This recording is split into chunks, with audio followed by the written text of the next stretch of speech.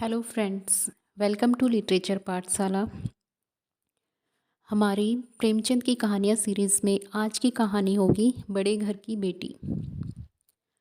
अगर आपको कहानी पसंद आए तो लाइक कीजिए, अपने दोस्तों में, फ्रेंड्स में, जानकारों में, रिश्तेदारों में शेयर कीजिए और मेरे चैनल को सब्सक्राइब कीजिए। और मुझे कमेंट करके ज़रूर बताइएगा कि आपको कहानी कैसी लगी। जो प्रेमचंद की कहानी है बड़े घर की बेटी, जैसा कि आपको पता है कि प्रेमचंद की सभी कहानियाँ बहुत ही शिक्षाप्रद कहानियाँ होती हैं और बहुत ही मार्मिक कहानियाँ होती हैं। हमारे समाज के बीच से उन्होंने कैरेक्टर्स को उठाया होता है और उसी के आधार पर कहानी लिखी हुई है। और प्रेमचंद जी का नाम तो सभी जानते ही हैं, क्योंकि वो एक बहुत ही बड़े कथाकार थे, कहानीकार थे, उपन्यासकार थे। तो चलिए शुरू करते हैं। आज की हमारी कहानी है बड़े घर की बेटी। आई होप आपको पसंद आएगी और इस कहानी को आप इन्जॉय करेंगे। मुझे कमेंट करके ज़रूर बताइएगा।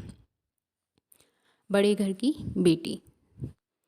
बेनी माधव सिंह गोरीपुर गांव की जमींदार और नंबरदार थे। उनके पिता में किसी समय बड़े धन धान्य संपन्न थे। गांव का पक्का तालाब और मंदिर, जिनकी अब मरम्मत भी मुश्किल थी, उन्हीं के कीर्ति स्तंभ थे। कहते हैं इस दरवाजे पर हाथी झूमता था। अब उसकी जगह एक बूढ़ी भैंस थी, जिसके शरीर में अस्थि पंजर के सिवा और कुछ शेष न रहा था। पर दूध शायद बहुत देती थी, क्योंकि एक न एक आदमी हांडी लिए उसके सिर पर सवार ही रहता था। बेनी माधव सिंह अपनी आधी से अधिक संपत्ति वकीलों की भेंट कर चुके थे।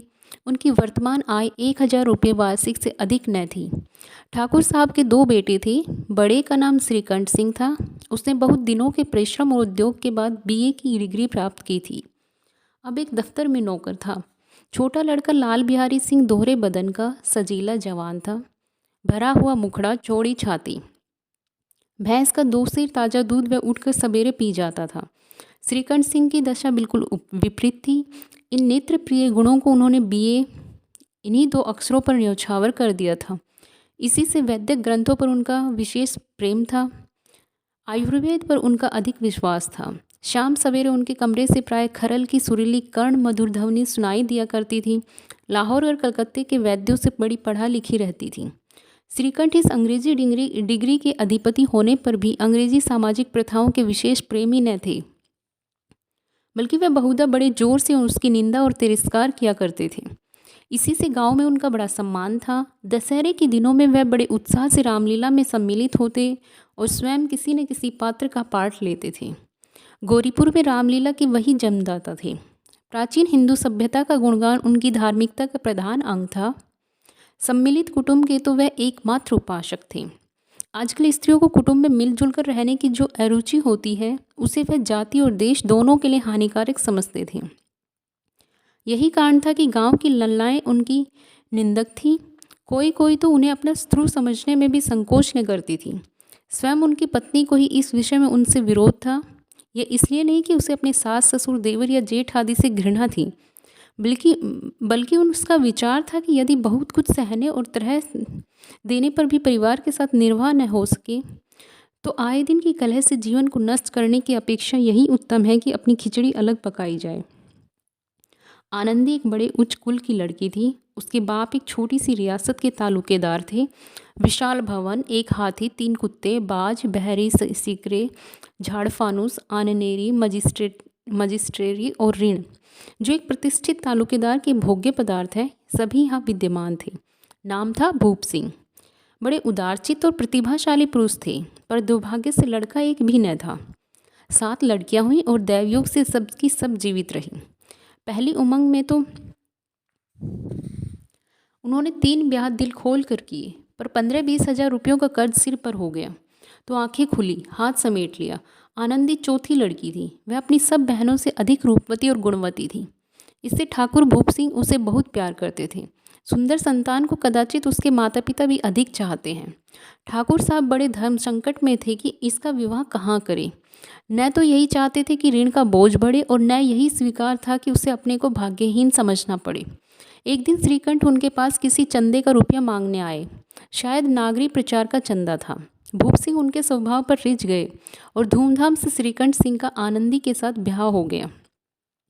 आनंदी अपने नए घर में आई तो यहाँ का रंग ढंग कुछ और ही देखा। जिस टीम टाम की उसे बचपन से आदत पड़ी हुई थी वह यहाँ नाम मात्र को भी न थी। हाथी घोड़ों का तो कहना ही क्या, कोई सजी हुई सुंदर बहली तक न थी। रेशमी स्लीपर साथ लाई थी, पर यहाँ बाग कहाँ। मकान में खिड़कियाँ तक न थी, न जमीन पर फर्श न दीवार पर तस्वीरें। एक सीधा साधा देहाती गृहस्थ का मकान था, किंतु आनंदी ने थोड़े ही दिनों में अपने को इस नई अवस्था के ऐसा अनुकूल बना लिया मानो उसने विलास के सामान कभी देखे ही न थे। एक दिन दोपहर के समय लाल बिहारी सिंह 2 चिड़िया लिए हुए आया और भावत से बोला, जल्दी से पका दो, मुझे भूख लगी है। आनंदी भोजन बनाकर इसकी राह देख रही थी। अब वह नया व्यंजन बनाने बैठी। हांडी में देखा तो घी पाव भर से अधिक न था। बड़े घर की बेटी किफ़ायत क्या जाने, उसने सब घी मांस में डाल दिया। लाल बिहारी खाने बैठा तो दाल में घी न था। बोला, दाल में घी क्यों नहीं छोड़ा? आनंदी ने कहा, घी सब मांस में पड़ गया। लाल बिहारी जोर से बोला, अभी परसों घी आया है, इतना जल्दी उठ गया? आनंदी ने उत्तर दिया, आज तो कुल पाव भर रहा होगा, वह सब मैंने मांस में डाल दिया। जिस तरह सूखी लकड़ी जल्दी से जल उठती है, उसी तरह क्षुधा से बावला मनुष्य जरा जरा सी बात पर तिनक जाता है। लाल बिहारी को भावच की यह डिठाई बहुत बुरी मालूम हुई। तिनक कर बोला, मैके में तो चाहे घी की नदी बहती हो। स्त्री गालियाँ सह लेती है, मार भी सह लेती है, पर मैके की निंदा उनसे नहीं सही जाती। आनंदी मुंह फेर कर बोली, हाथी मरा भी तो 9 लाख का, वहाँ इतना घी नित्य नाई का हार खा जाते हैं। लाल बिहारी जल गया, थाली उठाकर पटक दी और बोला, जी चाहता जीप पकड़कर खींच लूँ। आनंदी को भी क्रोध आ गया, मुंह लाल हो गया। बोली, वह होते तो आज इसका मजा चखाते। अब ऐपड़ उज्जड़ ठाकुर से न रहा गया। उसकी स्त्री एक साधारण जमींदार की बेटी थी। जब जी चाहता उस पर हाथ साफ कर लिया करता था। खड़ा उठाकर आनंदी की ओर जोर से फेंकी और बोला, जिसके गुमान पर फूली हुई हो उसे भी देखूंगा और तुम्हें भी। आनंदी ने हाथ से खड़ाऊ रोकी, सिर बच गया, पर उंगली में बड़ी चोट आई। क्रोध के मारे हवा से हिलते हुए पत्ते की भांति कांपती हुई अपने कमरे में आकर खड़ी हो गई। स्त्री का बल और साहस, मान और मर्यादा पति तक है। उसे अपने पति के ही बल और पुरुषत्व का घमंड होता है। आनंदी खून का घूंट पीकर रह गई। श्रीकंठ सिंह शनिवार को घर आया करते थे। बृहस्पतिवार को यह घटना हुई थी। 2 दिन तक आनंदी कोप भवन में रही, न कुछ खाया न पिया, उनकी बाट देखती रही। अंत में शनिवार को वे नियमानुकूल संध्या समय पर घर आए और बाहर बैठकर कुछ इधर उधर की बातें, कुछ देश काल संबंधी समाचार तथा कुछ नए मुकदमों आदि की चर्चा करने लगे। यह वार्तालाप 10 बजे रात तक होता रहा। गांव के भद्र पुरुषों को इन बातों में ऐसा आनंद मिलता था कि खाने पीने की भी सुध ही न रहती थी। श्रीकंठ को पिंड छुड़ाना मुश्किल हो जाता था। ये 2-3 घंटे आनंदी ने बस बड़े कष्ट से काटे। किसी तरह भोजन का समय आया, पंचायत उठी, एकांत हुआ तो लाल बिहारी ने कहा, भैया आप जरा भाभी को समझा दीजिएगा कि मुंह संभाल कर बातचीत किया करे, नहीं तो एक दिन अनर्थ हो जाएगा। बेनी माधव सिंह ने बेटी की ओर से साक्षी दी, हाँ बहू बेटियों का यह स्वभाव अच्छा नहीं कि मर्दों के मुंह लगे। लाल बिहारी, वह बड़े घर की बेटी है तो हम भी कोई कुर्मी को कहार नहीं है। श्रीकंठ ने चिंतित स्वर से पूछा, आखिर बात क्या हुई? लाल बिहारी ने कहा, कुछ भी नहीं, यूं ही आप उलझ पड़ी। मैके के सामने हम लोगों को तो कुछ समझती ही नहीं। श्रीकंठ खा पीकर आनंदी के पास गए। वह भरी बैठी थी, वह हजरत भी कुछ तीखे थे। आनंदी ने पूछा, चित्त तो प्रसन्न है? श्रीकंठ बोले, बहुत प्रसन्न है, पर तुमने आजकल घर में यह क्या उपद्रव मचा रखा है? आनंदी की तेवरियों पर बल पड़ गए। झुंझलाहट के मारे बदन में ज्वाला सी दहक उठी। बोली, जिसने तुमसे यह आग लगाई है उसे पाँव मुंह झुलस दूँ? श्रीकंठ, इतनी गर्म क्यों होती हो, बात तो कहो। आनंदी, क्या कहूँ, यह मेरे भाग्य का फेर है, नहीं तो गंवार छोकरा जिसको चपरासी गिरी करने का भी शऊर नहीं, मुझे खड़ाऊ से मारकर यूँ न करता। श्रीकंठ, सब हाल साफ साफ कहो तो मालूम हो, मुझे तो कुछ पता नहीं। आनंदी, परसों तुम्हारे लाडले भाई ने मुझसे मांस पकाने को कहा। घी हांडी में पाव भर से अधिक न था, वह सब मैंने मांस में डाल दिया। जब खाने बैठा तो कहने लगा, दाल में घी क्यों नहीं है? बस इसी पर मेरे मैके को बड़ा भला बुरा कहने लगा। मुझसे न रहा गया। मैंने कहा कि वह इतना घी तो नाई का हार खा जाते हैं और किसी को जान भी नहीं पड़ता। बस इतनी सी बात पर इस अन्यायी ने मुझ पर घड़ाऊ फेंक मारी। यदि हाथ से न रोक लूँ तो सिर फट जाए। उसी से पूछो मैंने जो कुछ कहा वह सच है या झूठ। श्रीकंठ की आंखें लाल हो गई। बोले, यहाँ तक हो गया इस छोकरे का यह साहस? आनंदी स्त्रियों के स्वभावानुसार रोने लगी, क्योंकि आंसू उनकी पलकों पर रहते हैं। श्रीकंठ बड़े धैर्यवान और शांत पुरुष थे। उन्हें कदाचित ही कभी क्रोध आता था, पर स्त्रियों के आंसू पुरुष की क्रोधाग्नि भड़काने में तेल का काम देते हैं। रात भर करवटें बदलते रहे। उद्विग्नता के कारण पलक तक नहीं झपकी। प्रातःकाल अपने बाप के पास जाकर बोले, दादा, अब इस घर में मेरा निभा न होगा। इस तरह की विद्रोहपूर्ण बातें कहने पर श्रीकंठ में ने कितनी ही बार अपने कई मित्रों को आड़े हाथों लिया था, परंतु दुर्भाग्य आज उन्हें स्वयं वे ही बातें अपने मुंह से कहनी पड़ी। दूसरों को उपदेश देना भी कितना सहज है। बेनी माधव सिंह घबरा उठे और बोले, क्यों?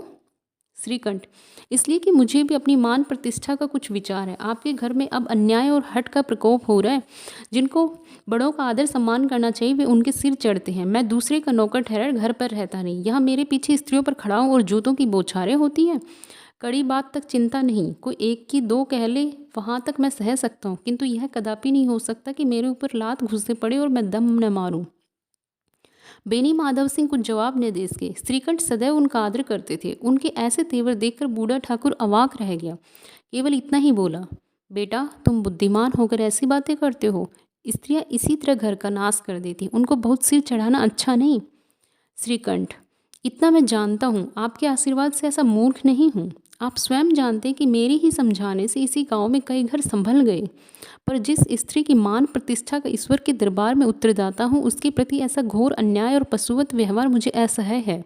आप सच मानिए, मेरे लिए यही कुछ कम नहीं है कि लाल बिहारी को कुछ दंड नहीं देता। अब बेनी माधव सिंह भी गरमाए, ऐसी बातें और न सुन सके। बोले, लाल बिहारी तुम्हारा भाई है, उससे जब कभी भूल चूक हो उसके कान पकड़ो। लेकिन श्रीकंठ, लाल बिहारी को मैं अपना भाई नहीं समझता। बेनी माधव सिंह, स्त्री के पीछे? श्रीकंठ, जी नहीं, उसकी क्रूरता और अविवेक के कारण। दोनों कुछ देर चुप रहे। ठाकुर साहब लड़के का क्रोध शांत करना चाहते थे, लेकिन यह नहीं स्वीकार करना चाहते थे कि लाल बिहारी ने कोई अनुचित काम किया। इसी बीच में गांव के और कई सज्जन हुक्के चिलम के बहाने वहाँ आ बैठे। कई स्त्रियों ने जब यह सुना कि श्रीकंठ पत्नी के पीछे पिता से लड़ने पर तैयार है तो उन्हें बड़ा हर्ष हुआ। दोनों पक्षों की मधुर वाणियाँ सुनने के लिए उनकी आत्माएं तिलमिलाने लगीं। गांव में कुछ ऐसे कुटिल मनुष्य भी थे जो स्कूल की नीतिपूर्ण गति पर मन ही मन जलते थे। वे कहा करते थे, श्रीकंठ अपने बाप से दबता है इसलिए वह दब्बू है, उसने विद्या पढ़ी इसलिए वह किताबों का कीड़ा है। बेनी माधव सिंह उसकी सलाह के बिना कोई काम नहीं करते, यह उनकी मूर्खता है। इन महानुभावों की शुभकामनाएं आज पूरी होती दिखाई दी। कोई हुक्का पीने के बहाने और कोई लगान की रसीद दिखाने आकर बैठ गया।